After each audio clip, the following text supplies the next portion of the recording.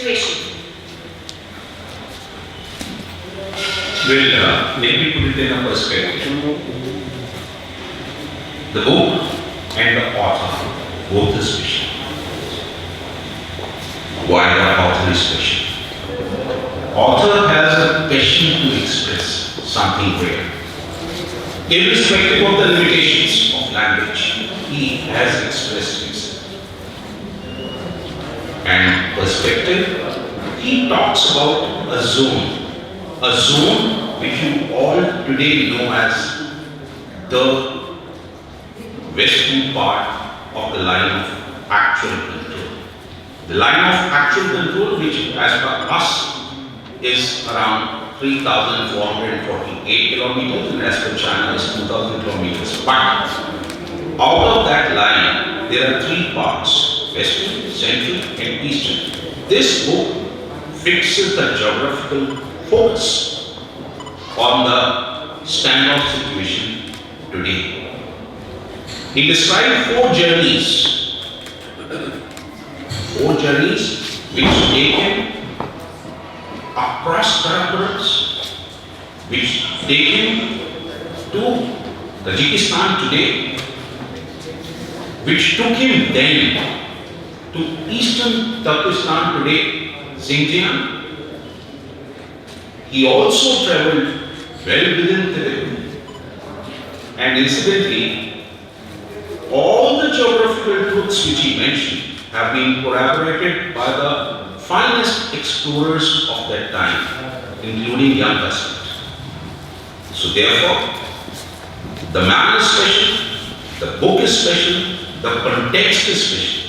And why we have suggested speaking on this book is to set the stage of our discussion which follows now.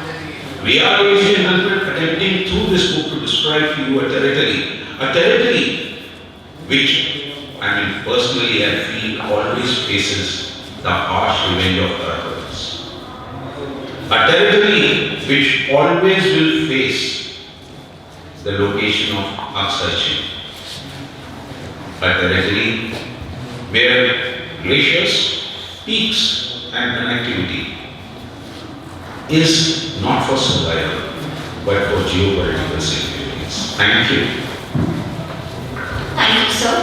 So, Kanwal, how do you see this relation in present? Theistic monastery. So when we talk about Ghulam Rasul Galwan, why this man is important? Because in 35 years of his life he has spent with these Western European travelers. And the one who has written the introduction of this book, Sir Francis, he is also renowned for the Great Game. I think you are aware of that. The Great Game, the situation when the British was stopping of the apprehension that Russia was trying to get hands in the Central Asia and Afghanistan region. So that's why this is not only important from this perspective, but from strategy point of view, this book is very important.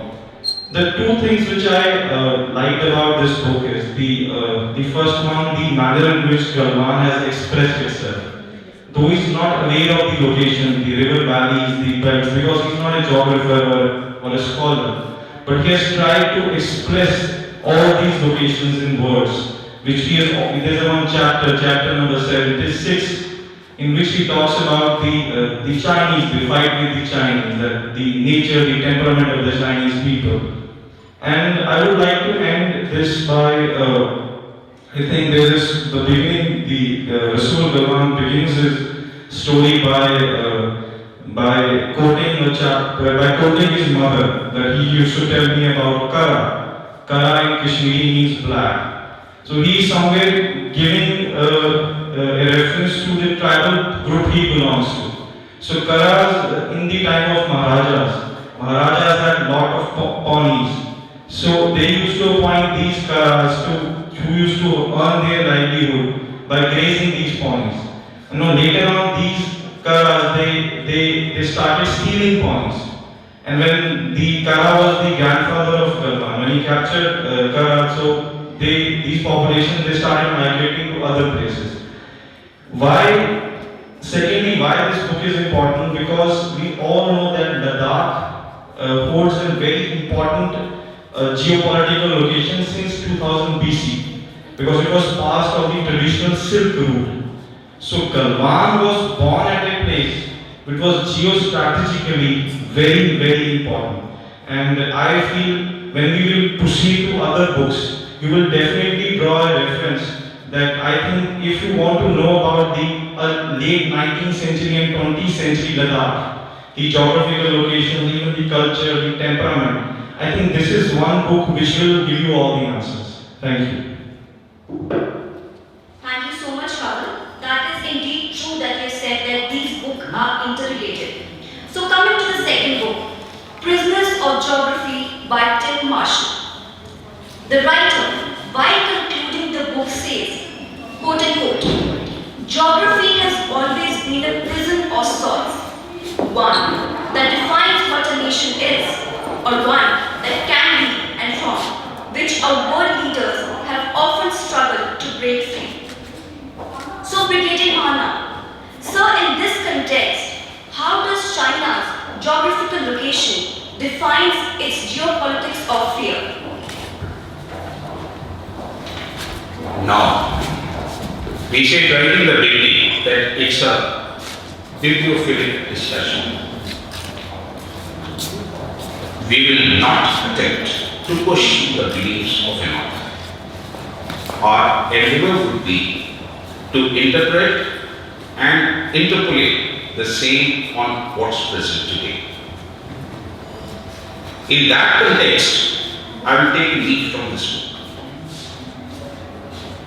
But while taking a leaf from this book, I'll quote a very interesting line I read somewhere around 40 years ago. And I faced it when I was visiting China as part of a delegation. I realized that China is a civilization pretending to be a nation.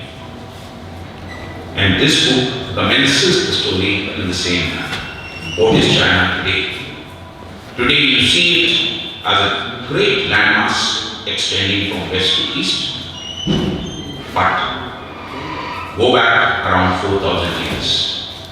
What was it? It was what Chinese today also call Central Plain. But technically we can call it Northern Plain.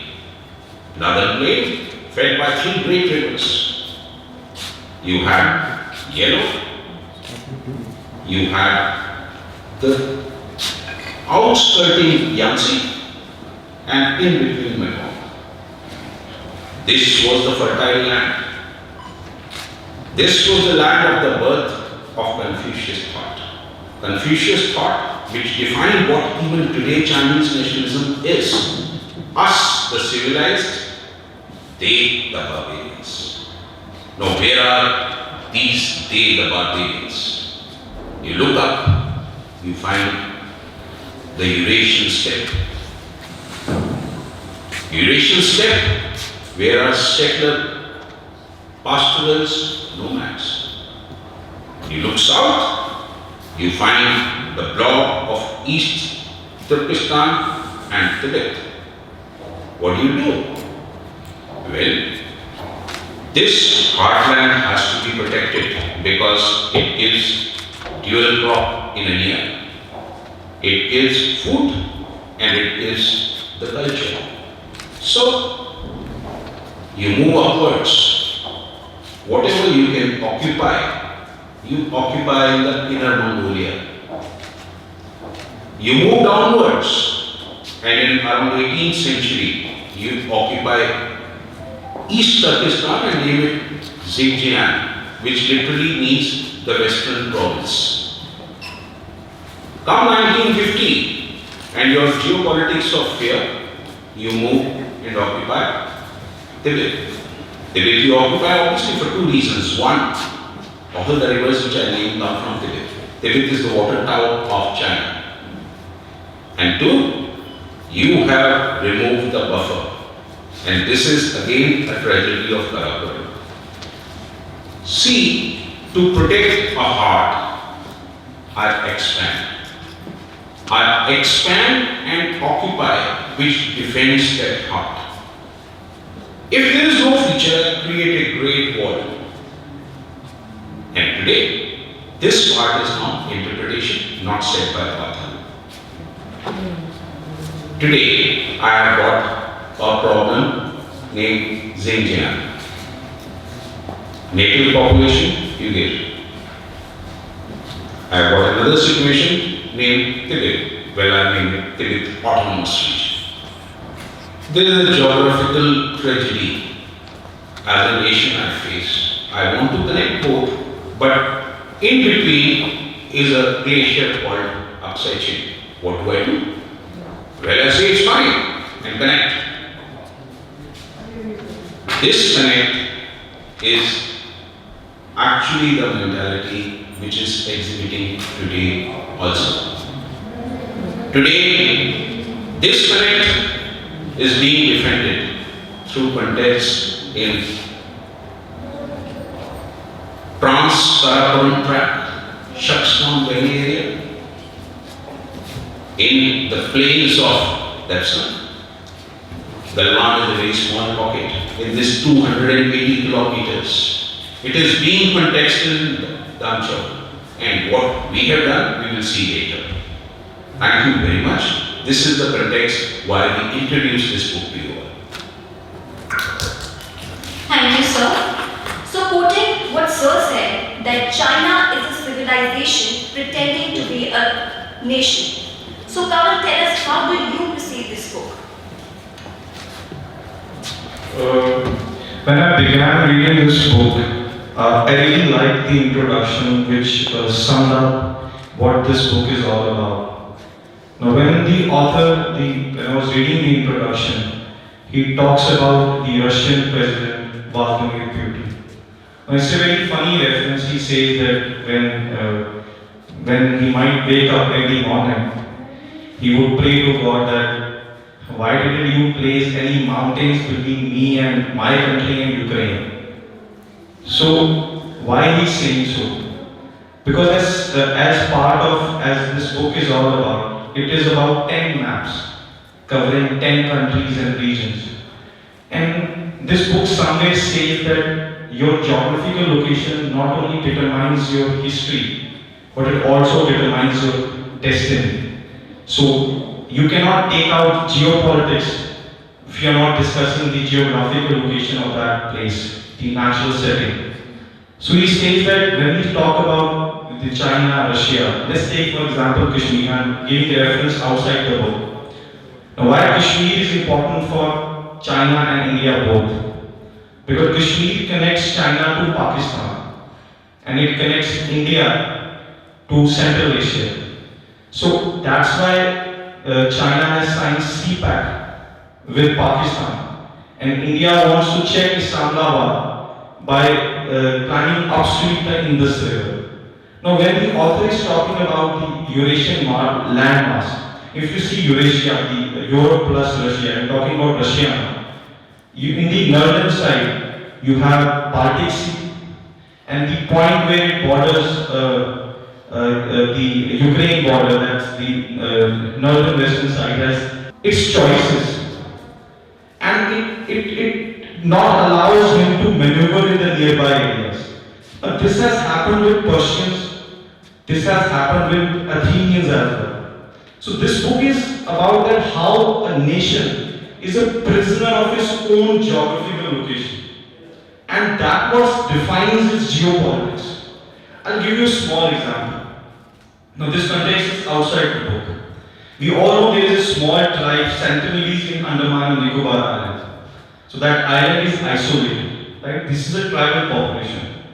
Now for this tribal population, democratic values means nothing, laws means nothing, constitution means nothing. Because they are prisoner of their own geography. They had no connect to the modern world, because that island was isolated. So, this book somewhere down the line explained, because I have already explained why China is a prisoner of its own geography. And it has happened in the past as well, because China is trying to, when you are a prisoner of your own geography, you try to build a buffer zone. So China, that's the reason that why Tibet is important for China, because that is part of its buffer zone. You have Tibet, you have Inner Mongolia, then you have Manchuria, and in the down south you have the lower lands. So the point is China's policy has always been derived by the geopolitics of that nation. Thank you very much. Thank you, Kavi. So coming to the third book, The Revenge of Geography by Robert D. Capon. This book talks about two schools of thoughts. One by American Navy Captain Alfred Mahan, and the other by English geographer Sir Halford John Mackinder. Both of these thoughts have certain predictions. Talking particularly about Mackinder's theory. So Brigadier Mahna, what exactly was this prediction and how is it in line with the Chinese character? Why I was tempted to include this book. This book which was published in 2012. When I started teaching this book in Defense Services Staff College, there were a lot of eyebrows raised. It's a tri-services institution, you have Air Force, Army, Navy. And as she says, this book talks of Mahana, this book talks of Mackinder. It has no mention of Dhaage, the formidable writer on air power. So, I used to always start in an apologetic manner. That look, this book has no Dhaage, but I will teach you geopolitics, which is the grammar of international relations, through certain examples of this book. Now, I will take a line from this book which does not belong to this book. It book belongs to that book which was written by Alfred Mackinder in 1990. The book was Democratic Ideals and Realities. In this book, he says, after speaking about the pivot of history, that is Eurasia, I would like to draw focus of the future generations on a landmass called China. I personally have deliberately removed a racist term which he used here, so I am only calling it China. Mackinder proceeds ahead and makes a claim which exactly 100 years after he made it is proving true. He says, this large mass with immense resources, when will join the coast, shall write the civilization of the world in new manner. So, large mass is there. Entry to the sea obviously is there. Was always there. Water is also there now along the seabed. And so is Hambantota of the Sinapis. This large mass, which 10 years ago had a not even proper green water navy, is today, after training on a second-hand aircraft carrier for 4 years, stating that by 2025 we will launch 6 aircraft carriers. So therefore, Mackinder's prediction, Kaplan's interpretation, and the fact that the large mass of China, the continental extent, has today joined the oceanic framework. You may also do well by remembering the difference between China and Russia.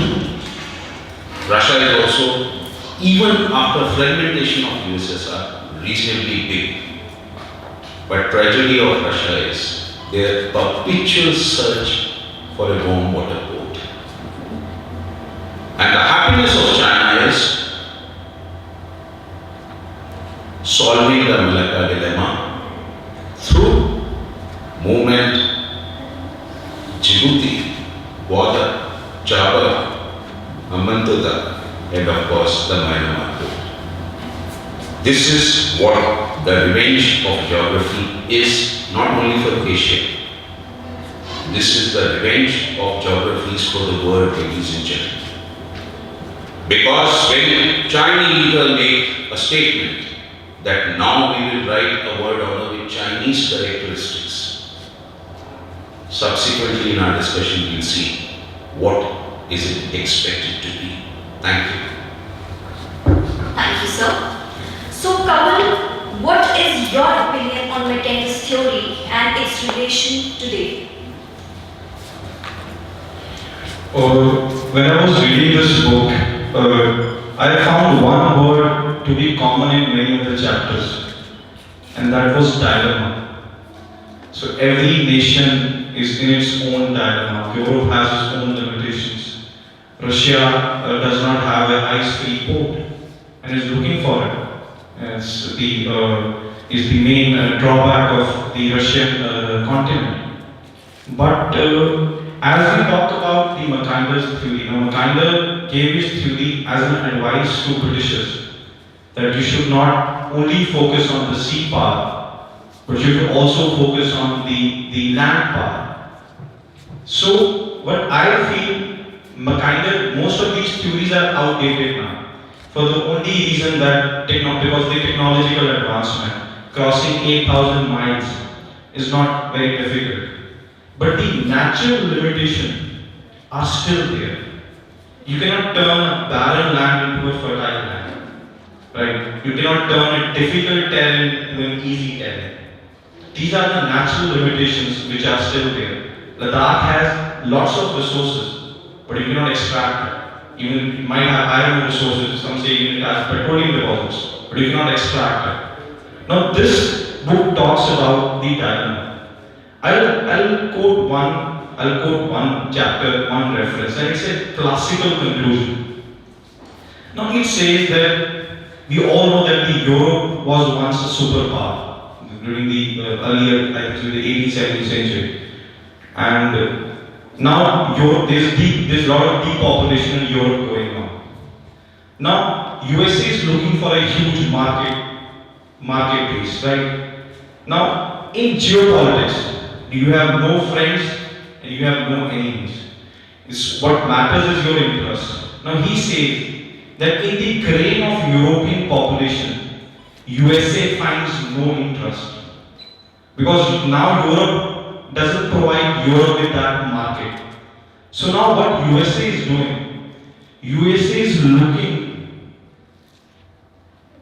to countries, USA is looking at its backyard. That is how author quotes. That now USA is signing friendship treaties with countries like Venezuela, like Cuba, like Honduras, which in the recent past didn't have any good relations with, the Cuba and American crisis, we all are aware of that. So now what USA is doing is, USA is signing friendship treaties with Cuba, Honduras. So because of the small population or because of the reduction in the growth rate of Europe, now America is looking towards a new marketplace, which that's the reason they are signing friendship treaties with Venezuela and the recent Cuba. The author also quotes that if tomorrow the Arctic region melts, so what will be the consequence? So if Arctic region melts, it has a lot of natural resources and every country will try to exploit it. So you can imagine that tomorrow Russia and USA can sign a friendship treaty over the resources of Arctic region. And if tomorrow Arctic is ice-free, there will be a direct route between USSR and USSR or Russia and USA. And Europe will get isolated. So Europe is, you can see that the Europe's policy is not tilting towards West Asia. So it's looking for marketplace in West Asia. So revenge of geography, as far as the Mackinder theory goes, China was very much part of the heartland which Mackinder talked about. Because in 1911 they were not very much developed air power, and Britishers were already a huge naval power. So Mackinder talked about that this continent Eurasia, which includes your parts of China, your parts of Russia, parts of Europe. It is protected from all sides. It has natural protection. And the pivot area has all the natural resources. Now when a geographical location has all the natural resources, it has natural protection, it becomes the main pivot point in history. For example, if you capture the world island, this Mackinder used to believe that if you capture the world island, you can control the world. This was the belief of Mackinder, which was later on disregarded by many theorists. Like Mahan talked about the sea power, Mackinder talked about the land power, and many scholars talk about in the near future about the air power.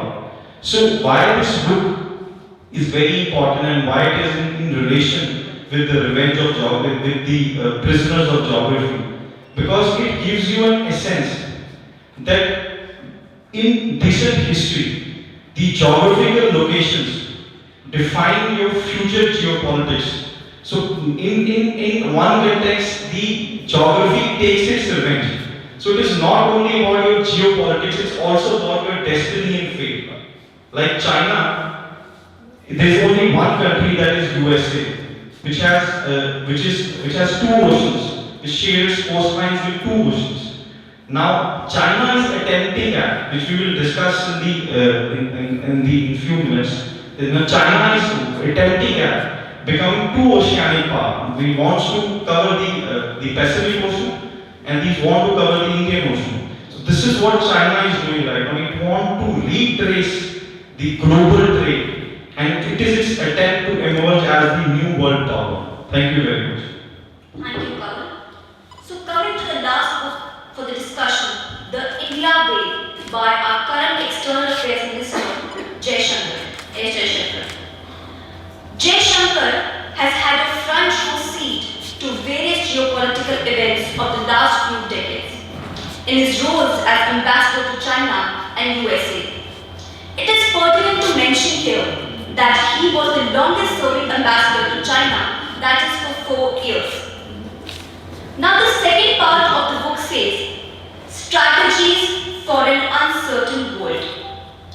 So Brigadier Mahna, in present context of Indo-China relation, what is the direction of Indian response and what are the strategies that Jaishankar is talking about here in the book? Now, I'll be fair. I personally feel that this book is the first articulation of Indian interests in very, very realpolitik terms. Straight, almost candid, as candid as a just retired foreign secretary can be. And best part of the story is that today he is in the decision-making circle. So let's see.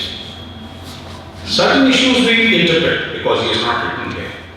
But I said right in the beginning, I'll be fair. I consider this book as important. As another very brilliant masterpiece I recommend to you all, which was written in 1999 by 2 senior Air Force colonels of China. It took word almost 10 years to translate them. It is called Unrestricted Warfare. For any serious student of international relation, you keep both these books side by side. Unrestricted Warfare, 1999. Chinese perception of how a world power can be treated. And the India Way, 219. Now about this book, there are 5 things which in my opinion stand out. 1. The candid admission of the author that Indian foreign policy has taken 70 odd years to evolve in 6 phases. 2. Coming to 2 specific issues of India and China, where he has been ambassador himself. He very candidly admits that yes, we are 2 decades or so behind. In fact, I'll quote verbatim. Whatever the political political discourse of our nation may enunciate the on-ground realities of asymmetry cannot be ignored. Third point is more interesting. The author is of the opinion that in this changing world today, which is far from the power balance equilibrium, nations should not get into the trap of alliances. Nations should behave with each actor on the stage of the world independently as it merits. So therefore, his fifth point is, in a logical sequence to the statement of nations behaving independently with other nation states, you may find contradictions. Let's say Indian contradiction, for example. We are a member of Shanghai Cooperation Organization. And we are also a member of what? Multilateral Security Dialogue. We are part of ARF. We have supported as recently as 2017 the Chinese initiative of developing and establishing Asian Development Bank. We are all part of it. So he concludes by saying that these contradictory behaviors are the new norm. Since he has acknowledged this fact that India and China do have comprehensive national power asymmetry, he has introduced a chapter called the Nimzo Defense. All of you, most of you know what Nimzo Defense is, but just I'll recapitulate in broad terms. What is Nimzo Defense? He stops here. The diplomat stops here, and so does the current Honorable Foreign Minister. Restricted. A word order where buyer and seller both are controlled by an entity, and that's why Nimzo Indian Defense. Thank you. Thank you, sir. So, Kanwal, how do you perceive this book, The India Way? I think this is the last book in our bibliophilic discussion, and I think it sums up everything. So the introduction is very brief, that India has moved from the India of the past, and I feel the Jaishankar sir, the current the foreign minister, makes a very strong reference to the moment in history that when Britishers entered Bengal, and he's just giving an analogy, that two Nawabs of Awadh were playing chess. Now he begins with quoting something from chess, and he ends up with Nimzo's India's defense system. So he says that when Britishers entered Bengal, the Nawabs did nothing. So they were just acting as a bystander. So somewhere down the line, Jaishankar hints at that India is no more going to be a bystander in the new world scenario, in the new geopolitics. But what India's way is going to be, that is, I think the question in the larger public discourse, which he answers in many forms. Like, for example, he says that India is still plagued by the three ghosts of the past, which is the 1947 partition, which demographically and politically weakened India. And I think the Pakistan issue born out of the 1947 partition. Then he talks about the China war and China relations. And he talks about that, as Sir very rightly said, that it took 7 decades for India for the right economic reforms. So I feel the India way forward is that we need to manage China, we need to cultivate Europe, we need to reassure Russia, and this is what Jaishankar sir sums up in his last chapters. As far as Nimzo India's defense system is concerned, as we all know, China's pet project, the ambitious project, Border Road Initiative. Now, I still remember in 2013 So, when. Kanwal, we are running short of time. If you can sum it up. I'll sum it up. So I'm just saying that when Xi Jinping addressed a gathering in Kazakhstan, the world leaders in Kazakhstan, he talked about Silk Route. He talked about the 200 the trade route between Central Asia, Europe, and China. So he wanted that every nation whom is addressing that should be part of this economic belt. And then he also talked about the maritime initiative. Now, when we talk about the NIMZO's India's defense system, so sir very rightly said that we are fighting our wars. What is happening in the Himalayas, we are fighting it out in the maritime. And I feel this is what I would like to conclude with, that India's new policy will be to draw a periphery in and around the Central Asia, because both the countries, the interest lies in Central Asia. Thank you.